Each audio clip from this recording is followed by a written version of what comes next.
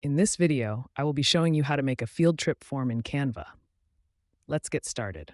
First, I go to the Canva search bar and type in field trip form to see what templates are available.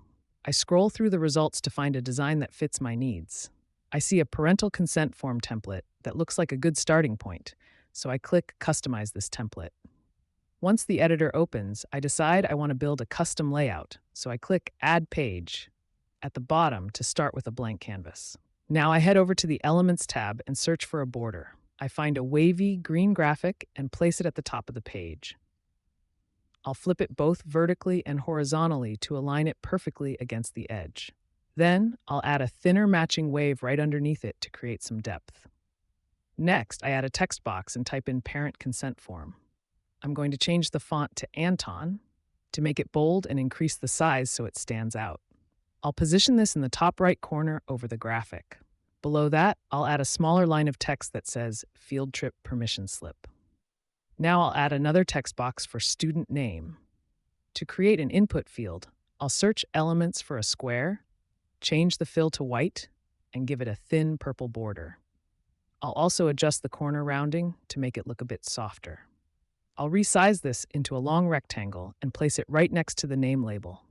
Moving down, I'll add a new heading for trip details using that same bold font. I'll center this on the page and then start duplicating my label and box elements. I'll change the text to create fields for the destination, date, and time.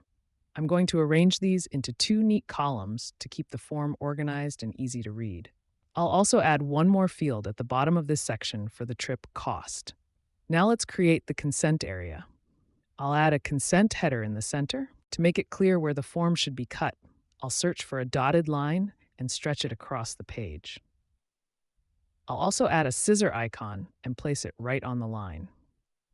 I'll add a larger text box below this and type out the permission statement, leaving a blank space for the destination.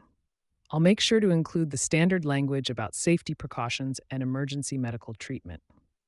Finally, I'll duplicate my input fields one last time to create spaces for the emergency contact person, their phone number, the parent or guardian signature, and the date. I'll adjust the width of the boxes to make sure the labels fit perfectly. After a few final alignment tweaks to make sure everything is centered and professional, the form is complete. Follow for more Canva tips.